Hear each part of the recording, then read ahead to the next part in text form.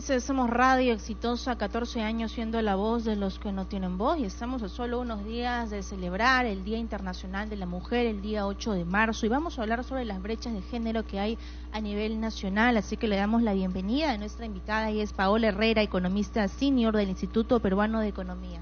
¿Cómo estás, Paola? Bienvenida, exitosa. Un gusto estar aquí.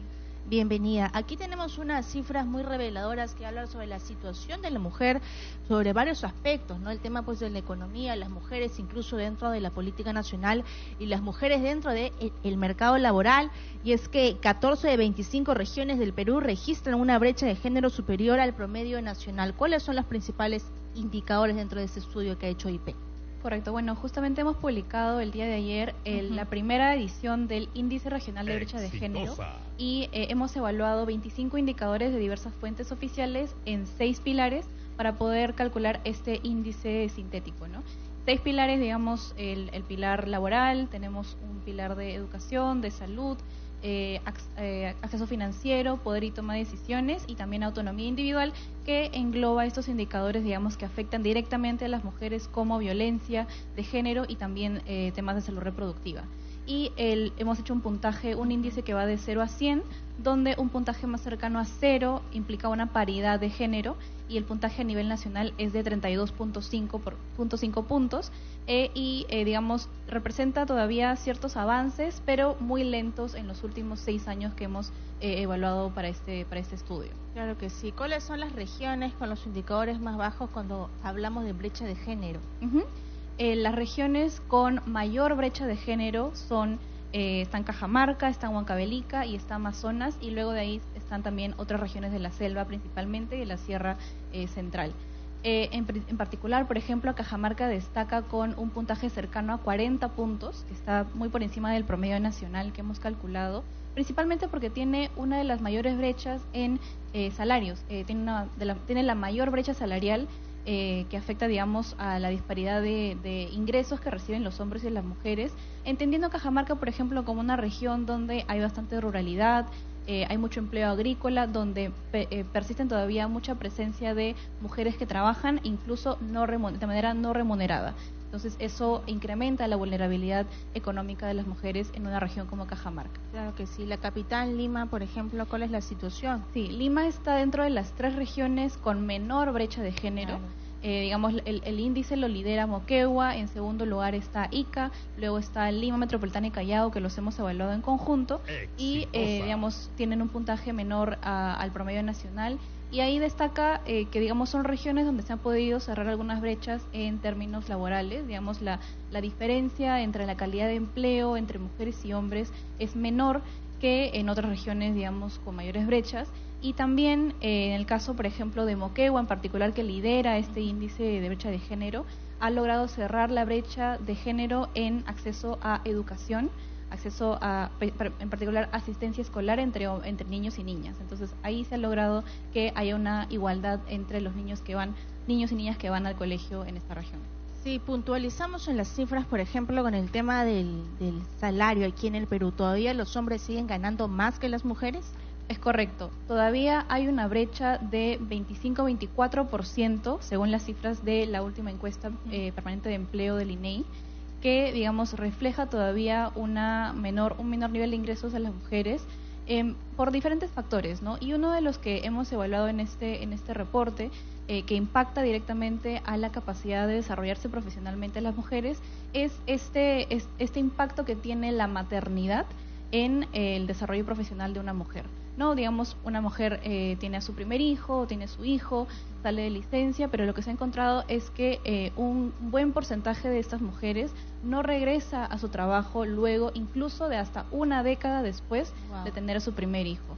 Y esto, digamos, no ocurre en el caso de los hombres, donde su participación laboral, no se ve impactada por esta maternidad. Ahora, ¿cuáles son los factores que hacen que tengamos una brecha tan grande en algunas regiones, como ya les mencionó, Cajamarca, Amazonas?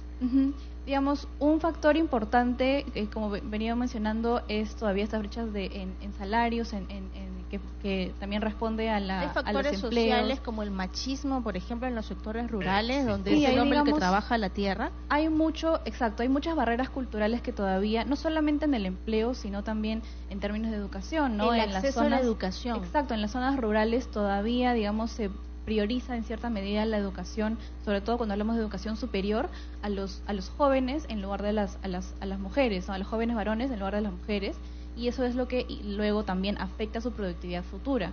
Luego, en términos de salud, hay muchos factores, hay muchos, digamos, barreras culturales que todavía no terminamos de derrumbar. Cuando hablamos de salud reproductiva, por ejemplo, hay en la selva casi 20% de adolescentes que son madres o están embarazadas, y eso es el doble de la cifra del promedio nacional. Entonces, hay todavía ahí, digamos, la maternidad adolescente es un problema que no solamente afecta al frenar, digamos, las oportunidades que pueda tener en el futuro en el mercado laboral las jóvenes, las adolescentes, sino que también pone en riesgo su salud, ¿no? Y también hablamos de violencia de género, que cada vez vemos que se han incrementado. ¿Hay una cifra sobre eso? ¿Cuál es la cifra de las mujeres violentadas a nivel nacional? Hay 19 regiones donde más del 50% de mujeres ha reportado sufrir violencia de cualquier tipo por parte de su pareja. Y eso es totalmente inaceptable, es un factor que, así como hablamos todos los días de que la inseguridad ha aumentado a nivel nacional, de que afecta a nuestra productividad, afecta a las pequeñas empresas, en el caso de las mujeres tenemos esta cifra adicional, esta vulnerabilidad adicional que si no la enfrentamos simplemente va a seguir frenando el desarrollo, incrementando la pobreza dentro de los hogares liderados por mujeres, y, digamos, no nos va a permitir avanzar poco a poco en el desarrollo de las regiones. Claro, y pues a pesar que hay una presidenta, ¿no?, que es mujer, todavía hay mucha brecha en la representación de las mujeres en la política nacional, no solo en el Congreso, sino también en los gobiernos regionales, ¿no? ¿Cuántas mujeres hay en el Perú que son gobernadoras regionales? Parece que actualmente sí, el 5% nada más de todos los alcaldes que hay, digamos, en los gobiernos regionales locales, son mujeres. Solo el 5%. Eso a pesar de que, digamos, hace unos años se aprobó esta ley de paridad y alternancia que, en teoría, debía impulsar que haya una mayor representatividad y visibilidad de mujeres en política, pero lo que ocurre es que, finalmente, digamos, las listas de candidatos suelen ser igual liderados por varones. Entonces, eso, el liderazgo en el sector político y también en el sector privado, también hay mucha brecha en términos de cargos ejecutivos que lideran mujeres. Hay una brecha todavía ahí que responde tanto a factores culturales, a factores, digamos, hemos casi internalizado que tenemos líderes tanto en el sector público como privado varones, cuando todavía, digamos, en realidad hay mucha capacidad de las mujeres para poder incrementar esa participación a través también de una mayor visibilidad, ¿no? En los colegios, por ejemplo, serviría mucho que los niños, las niñas vean también ejemplos de mujeres líderes de empresas, líderes en campos, por ejemplo, y en todos los sectores como la ciencia y tecnología, exacto, que actualmente, digamos, se piensa que solamente son dirigidos a hombres, cuando en realidad hay mucho potencial de las mujeres para que se desarrollen en estas carreras relacionadas a ciencias y que también tengan un mayor liderazgo en el sector público y privado. Claro que sí. Ahora, si hablamos del mercado laboral, ¿no? Todavía hay ese pensamiento de que no, mejor contratamos a hombres porque tienen una mejor eficiencia y no una mujer porque podría quedar embarazada, porque hay otros factores que pueden afectar su capacidad laboral. Sí, lamentablemente todavía, digamos, nosotros hace un tiempo hicimos un cálculo de que esta brecha de género que les mencionaba, salarial que les mencionaba, que es de 24%, un 40% puede responder a, digamos, la diferencia en edades, en experiencia, en el sector en el que se desempeñan, pero todo el resto ya responde a temas que son, más bien pueden incluir sesgos, como esta percepción que mencionas, ¿no? De que de repente si contrato a una mujer, más bien de repente se embaraza y voy a tener que darle una licencia, y ahí es donde es importante que la normativa laboral también apunte a que esa digamos, asignación del cuidado de los niños, de los roles de los hogares, sea nivelada entre hombres y mujeres, porque también, digamos, hay una oportunidad de que se adecue a que también haya licencias de paternidad que se utilicen más, porque existen, pero en la práctica en realidad no se aplican de verdad, no se aplican en su mayoría. Entonces hay todavía un espacio para que eso apunte a que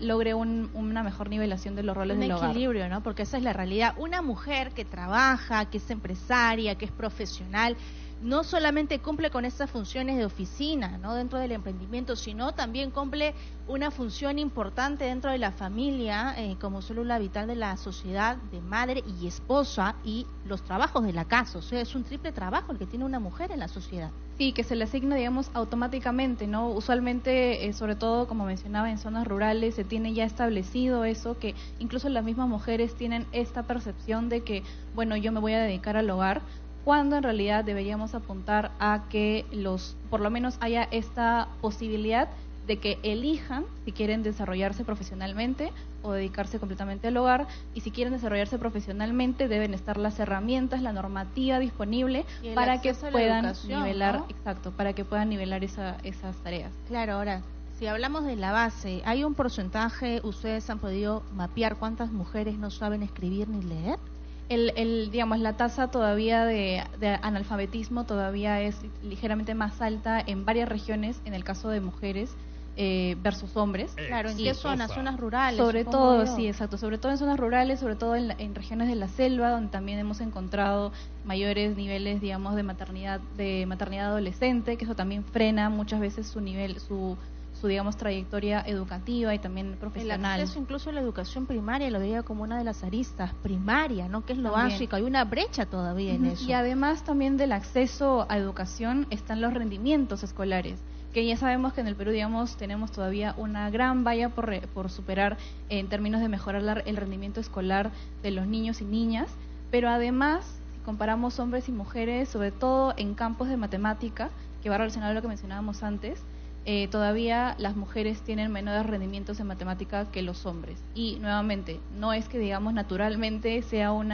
digamos, un freno que tengan las mujeres, sino que muchas veces responde a percepciones, a estereotipos. Las mujeres somos buenas para comunicaciones y los hombres son buenos para ciencias, para matemáticas. Hay muchos estereotipos de ese tipo todavía. Para robótica, ¿no? Que todavía tenemos que superar, y eso es la parte más difícil, ¿no? La barrera cultural, los estereotipos que ya casi tenemos internalizados. Es la batalla más difícil. Sin embargo, hay un estudio en ese año 2025 que habla de los emprendedores peruanos, y en su mayoría un 51% son mujeres. Sí, correcto. Ahí también hay una gran oportunidad cuando hablamos de, digamos, formalizar pequeñas y medianas empresas que lideran muchas veces las mujeres, y que es donde hay más informalidad, y que también eso impacta en que haya, digamos, menores niveles de ingresos de las mujeres. Y ahí es importante también enfocarnos en que puedan tener acceso a financiamiento, que puedan tener acceso a herramientas, digamos, tecnológicas, por ejemplo, para también que incremente la inclusión financiera entre estas pequeñas empresas. Digamos, es todavía una de las políticas que, digamos, todavía falta que se discutan un poco más, ¿no?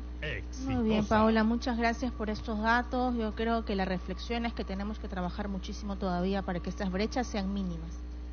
Sí, muchas gracias a Paola Herrera, economista senior del Instituto Peruano de Economía, solo unos días de celebrar el Día de la Mujer, 8 de marzo. Somos Radio Exitosa, 14 años siendo la voz de los que no tienen voz.